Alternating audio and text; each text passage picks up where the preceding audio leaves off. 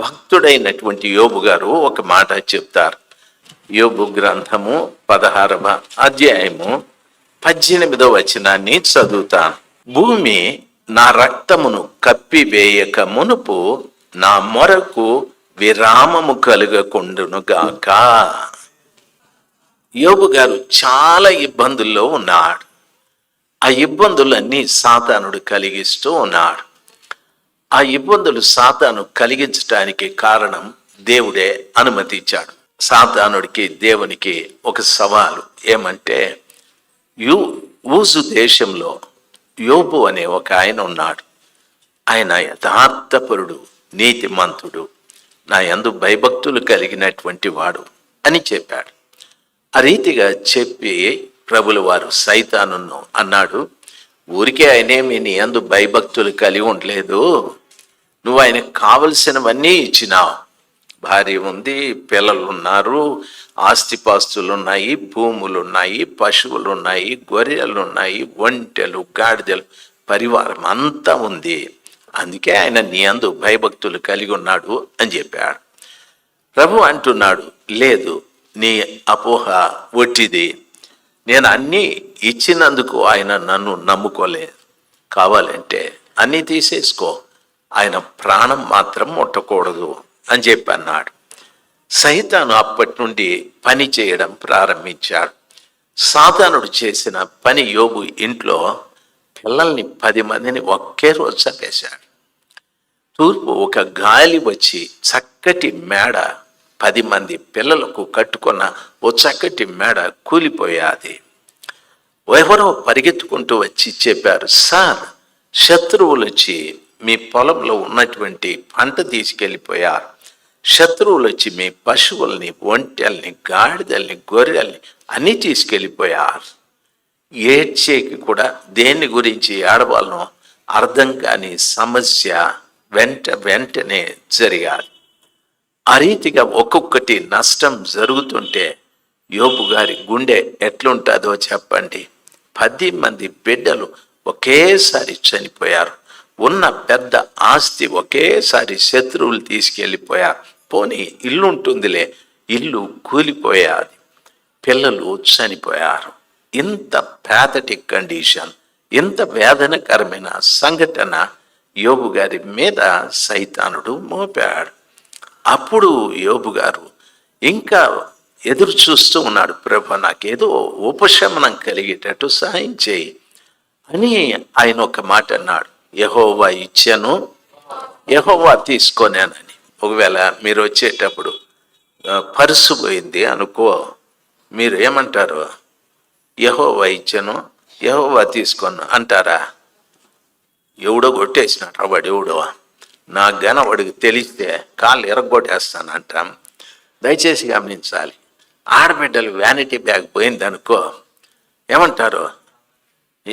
ఏమంటారు? నా బ్యాగ్ సైతాను కొట్టుకొని పోయినాడు అని అంటాడు. వాడంటాడు, నీ వ్యానిటీ బ్యాగ్ నాకెందుకే, నేనేం వేసుకొని తిరగలనా, లేదంటే మా అసిస్టెంట్కి ఏమన్నా ఇవ్వాలనా నేను అంటాడు. ఎన్ని నెపాలు మోపుతామో. యోబు గారు అంటారు, యెహోవా ఇచ్చాను, యెహోవా ఇచ్చాను. నేను చెప్పింది చెప్పండిరా, యెహోవా ఇచ్చాను, యెహోవా తీసుకోండి. ఒకవేళ మీరు పోయేటప్పుడు చైన్ స్నాకర్స్ ఉన్నారు కదా, దొంగోళ్ళు, నిన్ను చూసి టపుక్కని చైన్ లాగేసినారనుకో, అది నిలబడి యెహోవా ఇచ్చాను, యెహోవా తీసుకోండి అంటారా? లాభా లాభా లాభా కొట్టుకొని దొంగ దొంగ దొంగ అని అరిసి అల్లకల్లోలం చేసేస్తాం. సస్తే మనమే సస్తే అనం. యోబు గారు చూడండి, ఎంత నష్టపోయినా రమణ అనుకుంటా ఉన్నాడు, ఆ చైన్ ఏదో నాకన్నా దొరికితే బాగుందని. దేవుని పిల్లలు మీరు ఆలోచించండి. ఎన్నో రకాల ఆలోచనలు వస్తాయి, కానీ మంచివి మనలోకి రావాల, చెడు వాటిని పక్కకు తోసేయాల. మనం మనుషులు కాబట్టి అవన్నీ జరుగుతాయి. యోబు గారిని ఎందుకు ఆ ప్రభుల వారి ఇందులో ఆయన పరిస్థితి అంతా మనకు చెప్పాడంటే, మీరు కూడా ప్రభువుని నమ్ముకున్న వాళ్ళే, అన్నీ మేలు జరుగుతాయని అనుకోకండి. సాతానుడు మిమ్మల్ని విశ్వాసంలో బలపరచటానికి, సాతానుడు మిమ్మల్ని పరిశుద్ధతలో స్థిరపరచటానికి, సాతానుడు మిమ్మల్ని నీతిలో నిలబడటానికి సాతానుడు ఎన్నో శోధనలు కలిగిస్తూ ఉంటాడు. మీరు బాగున్నారు, ఉన్నట్టుండి మీ భార్య నిన్నేదో అంటాది, మీరు బాగుంటారు, ఉన్నట్టుండి మీ భర్త మిమ్మల్ని ఏమో అంటాడు, కృంగిపోతాం. ఇన్నేళ్ళు నేను సంసారం చేస్తే నన్ను అంటాడే ఈ మనిషి, బ్యా బ్యా బ్యా బ్యా బ్యా బ్యా అంటాం. దయచేసి నీ విశ్వాసం స్థిరపరచడానికి నేను ఒకటి నేర్చుకున్నా. ఏమంటే, ఎవరైనా నన్నేమన్నా అన్నేలే, దేవుడు నాకు ఓర్పు నేర్పించటానికే వాళ్ళ ద్వారా నన్ను తిడతా ఉన్నారు అనుకుంటా. ఎవరైనా నన్ను గురించి చెడుగా చెప్పనిలే, నాకు దేవుడు సహనము నేర్పించటానికి వాళ్ళను దేవుడు వాడుకుంటున్నాడు అని నేను చెప్తాను. వాళ్ళను దయ్యం వాడుకుంటుంది, నేను దేవుడు వాడబడాలంటే నేను సహించుకోవాలి, నేను సహించాలి.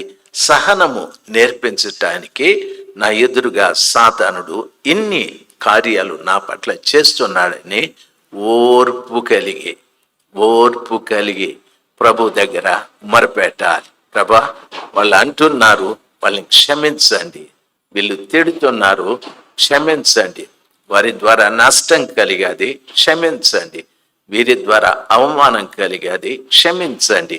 ఇది ప్రభు బిడ్డలు చేయాల్సిన ప్రార్థన. యెహోవా ఇచ్చెను, యెహోవా తీసుకొనాను. దయచేసి గమనించాల్సింది, నేను ఇక్కడ విజయనగర్ కాలనీలో కొంతమంది ప్రార్థనకు వచ్చేవాళ్ళు. అక్కడ పెద్ద బుడ్డన్న చిన్న బుడ్డన్న అని ఇద్దరు ఉండేవాళ్ళు. ఇంకొక నయోమి అనే ఒక అమ్మగారు వచ్చేవారు. ఆమె తన బంధువులందరినీ కూడా ప్రార్థనకు తీసుకొని వచ్చేది. చాలా మంచి కుటుంబం. చిన్న బుడ్డన్న కుటుంబము చాలా మంచిది. వారి పిల్లలు ఇప్పుడు వస్తూ ఉన్నారు. అయితే ఆ పెద్ద బుడ్డన్న కుటుంబము 2 వారాలు 3 వారాలు వచ్చినారు. అప్పుడు మందిరం చిన్నది. వీళ్ళందరూ వస్తే మందిరం అంతా నిండిపోయేది. నాకు ఎంత సంతోషమో. పెద్ద బుడ్డన్న ఫ్యామిలీ వచ్చింది, చిన్న బుడ్డన్న ఫ్యామిలీ వచ్చింది, నయోమి ఫ్యామిలీ, అమ్మ ఫ్యామిలీ వచ్చింది. జనం అట్లా చూస్తే ఎంత సంతోషమో, చాలా మంది వచ్చినారు అని. సడన్గా ఓ రోజు పెద్ద బుడ్డన్న ఫ్యామిలీ రాలే. 6-7 మంది ఖాళీ అయిపోయి. 2వ వారం వస్తారనుకున్నా, 2వ వారము రాలే. ఏమి జరిగింది అని నేను నయోమి అమ్మ గారిని అడిగిన.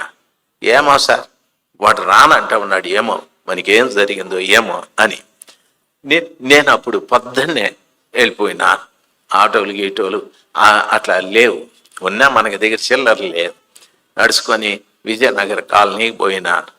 పోతే పెద్ద బుడ్డన్న గారి భార్య నిద్రలేసి అప్పుడే ఊడ్చుకుంటా ఉంది. నన్ను చూసి పరక్తోనే, సార్ నమస్తే సార్ అని, పరక దించేయమా అని ఆమె వేసేసి నమస్తే సార్ అని పరిగెత్తుకుంటే ఇంటికి పోయి, ఏమయ్యా సార్ వచ్చేసినాడు. యా సారా అని నాకు వినిపిస్తా ఉంది. బయట ఉన్నాను. అప్పుడు అన్ని పాకలు, యా సారా పార్తన్ సార్ వచ్చినాడు, ఆయనకేమంటా పని అని. అంటే నేను అనుకున్నా, ఏంది ఇట్లా మాట్లాడతాడే ఏనాని. ఆయన వెంటనే రాలే, లేచి పంచిగించి కట్టుకొని సొగ్గొట్టు వేసుకొని జల్దంతా తుడుచుకొని బయట వచ్చి, ఏం సార్ వచ్చిందే అని. ఏమి లేదన్నా, ప్రార్థనకు రాకపోతే మీరు అందుకు వచ్చినాడు. ఇవాళ రావాలా, ఏం చేసినాడు మీ దేవుడు, ఇవాళ రావాలా అని. ఇవాళ రావాలా, ఏం చేసినాడు అంటాడు. ఏం చేయాలా అని, ఏం చేయాలన్నా అట్లా చూడు అని. అట్లా చూస్తే అదంతా బీడే, ఏమీ లేదే అంటే, అడేమి ఎద్దుల బండి కనిపించలా అని. కనిపిస్తూ ఉంది. అడేమని, ఇంకేముంది అయినా, ఒక ఎద్దు ఉంది అంటే. అంటే ఇంకేమన్నాడు, ఇంకొక ఎద్దు ఏమైంది అని నన్ను అడిగా. ఇంకొక ఎద్దు ఏమైంది, దాని సంగతి నన్ను అడిగితే నాకేం తెలుసు అని అంటే, అది చచ్చిపోయా, ఏంటికి రావాలి నేను దేవుని దగ్గరికే అని. అయ్యో, ఎద్దు వచ్చినందుకు రాలేదా, అది ఉంది కదా మా యొక్క నయమే, అది చెప్పింది ఏమని, దేవుని దగ్గరికి రారా నీ ఎద్దు బతుకుతుందని. వస్తే 2 వారాలు వస్తే ఇంకేంటికి వచ్చేది నేను అని. ఎంత పని చేసింది నయ్యోనమ్మ, ఎద్దుకు ఫిట్టింగ్ పెట్టి యేసు ప్రభు దగ్గరికి రమ్మనిందేనని. అన్నా అది కాదన్నా, దేవుడు ఎద్దులు బండ్లు అవి కాదండి, నువ్వేం చెప్పొద్దు, నువ్వేం చెప్పినా నేను రాను, పోతా ఉండాను. గమ్మున దిగేస్తే ఆ రోజు పెద్ద పొట్టన్నకి నాకు సంబంధాలు తెగిపోయా. మీకు అర్థమైందా? అర్థమైందా? దేవుని బిడ్డలు ఎప్పుడు కూడా దేవుని దగ్గరికి వచ్చిన తర్వాత నష్టాలను బేరీజు చేయకూడదు. నాకే నష్టం జరిగింది, నాకు ఆ కష్టం వచ్చింది, నాకు ఈ డబ్బులు రాలేదు, నాకు అది జరగలేదు అని దేవుని దగ్గర నష్టాలు బేరీజు చేయకూడదు. దేవుని దగ్గరికి వచ్చిన తర్వాత ఏది జరిగినా యెహోవా ఇచ్చెను, యెహోవా కొనెను అని ఒక సమాధానకరమైన జవాబు చెప్పుకుంటూ మనం ప్రభువులో జీవించటానికి నేర్చుకోవాలి. అందుకే యోబు చరిత్ర మనకు చెప్పబడి ఉంది. బైబిల్లో చూడండి, అంటాడు యోబు గారు, అంటారు ఎంత గొప్ప మాట, భూమి నా రక్తమును కప్పివేయకుము. భూమితో మాట్లాడుతూ ఉన్నాడు, భూమి నా రక్తాన్ని కప్పేయద్దు. మనం చచ్చిపోతే మనల్ని ఎవరు కప్పి పెడతారు?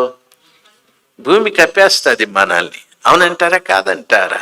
నేను చచ్చిపోయినాను అనుకో, నన్ను దేంతో కప్పేస్తారు? చెప్పండి రా, సావను కానీ భూమితో కప్పి పెడతారు. అమ్మొచ్చి భూమి పక్కకు తింటరా, నేను మాట్లాడాలా ఇంత అంటుందా? చేరు. ఒక్కసారి భూమి కప్పిన తర్వాత మళ్ళా ఎవరైనా వచ్చి సమాధి తీసేసినారంటే ఏమంటారు మీరు? ఇప్పుడు దయ్యమై లేచినాడేమో అనుకుంటారు. అవునా కాదా? దేవుని వాక్యం సెలవిస్తుంది, భూమి, ఆయన చెప్పే మాట, భూమి నా రక్తమును కప్పకుము, ఎందుకంటే నా మొరకు విరామము కలగకుండును గాక. దేవునికి నేను చేసే ప్రార్థన విరామము లేకుండా చేస్తూనే ఉండాలి. దేవునికి నేను చేసే ప్రార్థన విరామం లేకుండా చేస్తూ ఉండాలి. ఈ మాట ఎంత గొప్ప మాట గమనించాలి. ప్రార్థనకు వచ్చినా, అంత అన్నం తిన్నా, ఇంటికి పోయిన తర్వాత వెంటనే సాపాడుంది, దిండాడుతుంది, తారాడుకొని పడుకొని అంటే వాడి బిడ్డ కూడా భయపడి పారిపోయేటట్టు, అమ్మా నాయన అరస్తా ఉన్నాడు మా ఏందో అని బిడ్డ కూడా పారిపోయేటట్టు. అమ్మ అంటే అది అరుపు కాదు లేరా, అదేం జంతువు కాదు, మీ నాయనకి గొర్రకొచ్చింది అంటాడు. ఎవరైనా వచ్చి సారు ఉన్నాడమ్మా అంటే, అయ్యా ఇప్పుడే పడుకున్నాడయ్యా, రెస్ట్ తీసుకుంటా ఉన్నాడు అని అంటా. వీనికి ఒక ఫుల్ రెస్ట్ ఉందని తెలియదు, ఇది పోయిన తర్వాత ఫుల్ రెస్టే కదా. కాబట్టి బతికున్నప్పుడు విరామం అనేది మంచిది కానే కాదు. విరామం తీసుకోవటానికి దేవుడు మనకు కొన్ని గంటలు ఇచ్చినాడు. పగలు ఉన్నంత వరకు మనం పని చేసే బిడ్డలుగా ఉండాలి. పగలు ఉన్నంత వరకు పని చేయాలి. సూర్యుడు ఉదయించి సూర్యుడు అస్తమించేంత వరకు ఈ శరీరానికి విరామము ఉండకూడదు. విరామం ఉండకుండా ఏం చేయాలి? దేవుడు నీకు బ్రతకటానికి ఏదో పని ఇచ్చి ఉంటాడు, ఆ పని చేసుకోవాలి. ఆ పని చేసి ఒకవేళ సమయం నీకుంటే మొరపెట్టేది నేర్చుకోవాలా.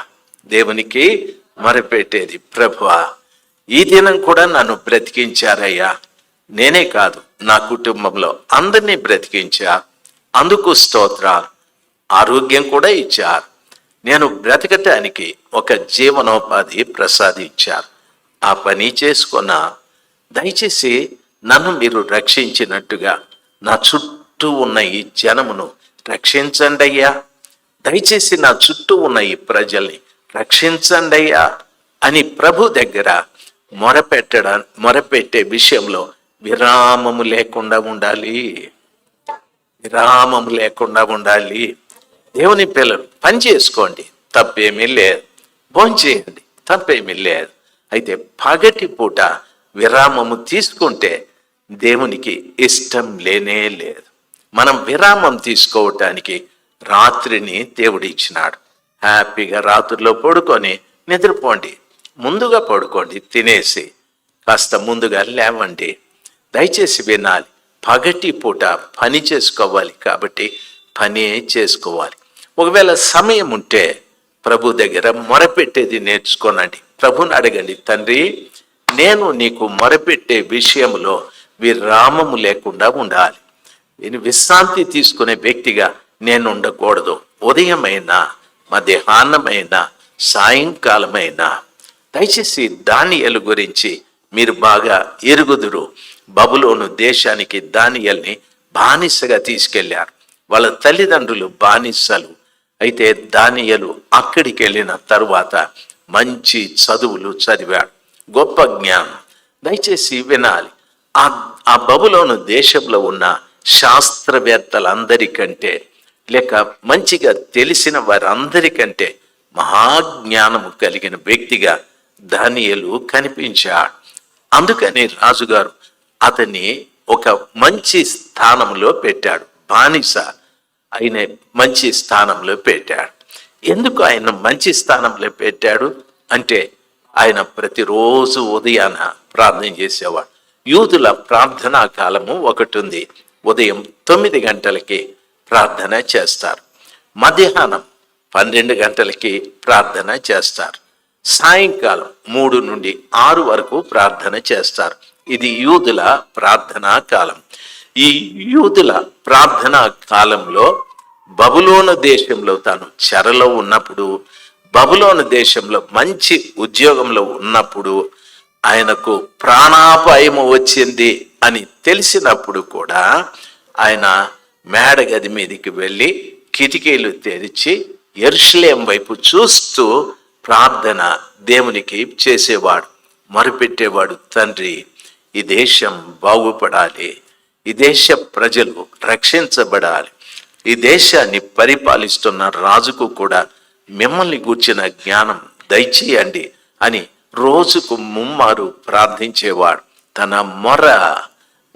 తన మొరకు విరామం లేకుండా ప్రార్థన చేసేవాడు. 1 రోజు గడిచాది, 2 రోజులు గడిచాది, 3 రోజులు గడిచాది, సంవత్సరం గడిచాది, 10 సంవత్సరాలు గడిచాయి. ప్రార్థన చేస్తూనే ఉన్నాడు. ఒకరోజు ఒక వార్త వచ్చాది. ఆ వార్త చాలా భయంకరమైన వార్త. అదేమిటంటే, ఈ దేవుని తప్ప, ఈ రాజును తప్ప ఇంకెవరికి ఏది విన్నపం చేసుకోకూడదని అందరూ వెళ్ళి రాజుగారి దగ్గర విన్నపం చేసుకోవాలి. దానియేలు వెళ్ళలేదు.